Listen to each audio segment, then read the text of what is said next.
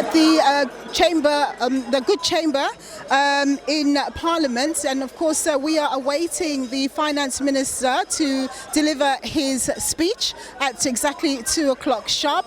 He'll be giving us a medium-term view of what the expectations are for economic growth, inflation, what the National Treasury's revenue and spending plans are. At the last budget delivery in May, he did indicate that come February they may be looking to raise about 20 billion rand in tax revenue, but that would be dependent on how well SARS does in terms of being able to extract more money from the taxpayer in terms of the debts that are already owed to it. And of course it was given a lot of resources, or it is going to be given a lot of resources over the medium term, some 7.5 billion rand extra in order to be able to achieve that goal. They're using things like, they're using stuff like technology, AI, in order to be able to better assess who owes tax and getting that tax. Joining me right now is Thokozile Madonko. She's a researcher at the Southern Center for Inequality Studies at Wits University. And of course, from her title, you can tell she's very much interested in the issue of inequality and addressing it. For too long now, civil society has been complaining that National Treasury and the government has generally been very lackadaisy in addressing social issues. There's still too much poverty. There's still a situation where people don't have access to the basics and so on and so forth. Thokozile, thank you very much for joining us. We know that there are a lot of issues that concern you around inequality, but let's talk about the basics, like for example municipal delivery. We know that has been really very bad indeed, and they're trying to find strategies. We now have Operation Vulindlela, the second phase, which is now looking to address that directly. What do you think needs to be done? Because they're at the coalface of delivery, and if they don't deliver, communities can't thrive, businesses can't thrive. Absolutely, and what's critical about looking at local government broadly is that we need to rethink our financing of local government. At the moment, the fiscal framework and assumptions behind local government financing is that it will be balanced by utilities, so being able to raise their own revenues. And we know that for the vast majority of our municipalities across the country, they're not in a position to raise revenues because the households that they service are not in a position to pay those rates. So one of the things that is very exciting is that there is an acknowledgement that there needs to be a relook and a rethink about how we finance local government. And it's exciting that Operation Vulindlela is looking into this in more detail, particularly around infrastructure. But we also have to look at how the central, sort of the national government funds local government as well. So the division of revenue becomes very important. At the moment it's been very low, and there's been little real investment in infrastructure, and that's why we're seeing the breakdown of water services and so forth.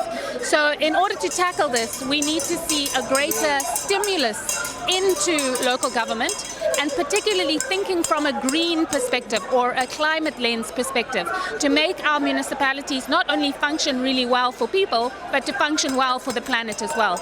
And it's interesting because those kinds of arrangements, public transport, bulk infrastructure, investing in roads and so forth, has huge multiplier effects in the economy, and it gets people employed, gets people working, gets people getting wages, increases our revenue through taxation, and so it's a virtuous cycle. At the moment we're not really seeing that playing out in terms of the policy direction of National Treasury, which has been quite a constrictive policy.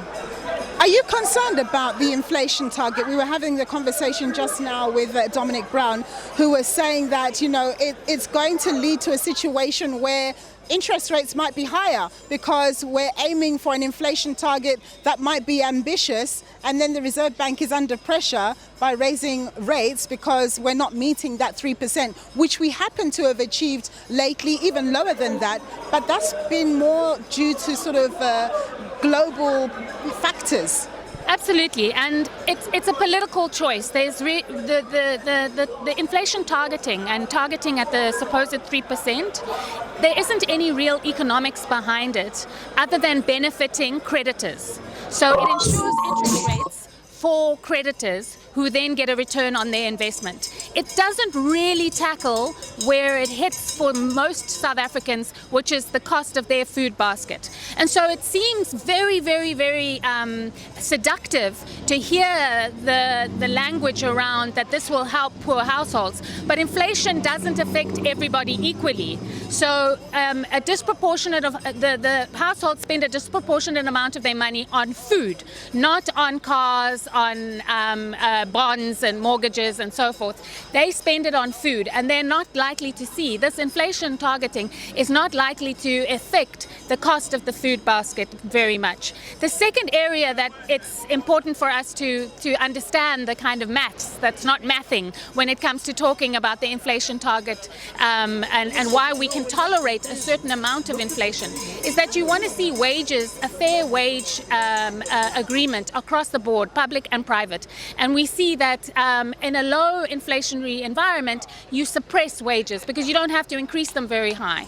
So again, middle class to low income households are hit even harder because they're not even paid above inflation wages, which are now low, but their cost of living doesn't really get impacted because there are, like you say, other factors that influence the food basket, namely our highly concentrated food industries, what happens globally in the global economy, and so forth.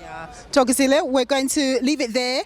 Thank you so much. That was Thokozile Madongo. She's a researcher at the Southern Center for Inequality Studies at Wits University, giving us her take on how the government or National Treasury should go about addressing some of the very pressing issues that we face in the country. And of course, we do have very high unemployment. We have very desperately high levels of poverty, and those need to be addressed because a fairer society is best for everyone.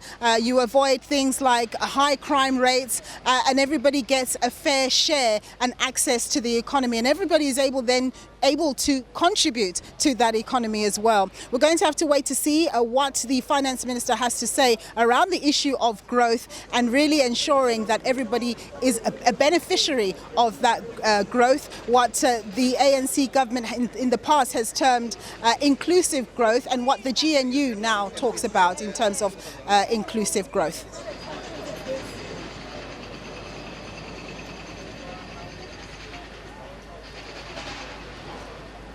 All right, so we are just a few minutes away. We are 1 minute away from 2 o'clock.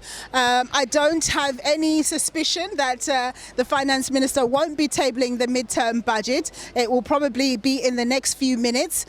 He's scheduled to deliver that message right now. So there's a lot, of course, that we're expecting him to speak to. As I mentioned before, he will be talking about what the expectations around economic growth. 2025 has been a crazy year, of course, with the presidency of Mr. Donald Trump in the United States.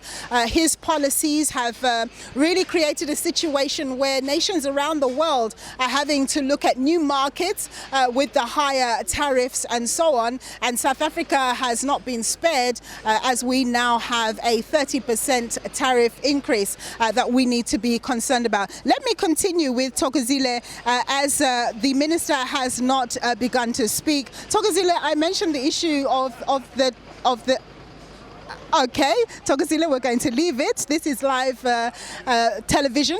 We're going to hand it back over now to the Finance Minister who's speaking in Parliament.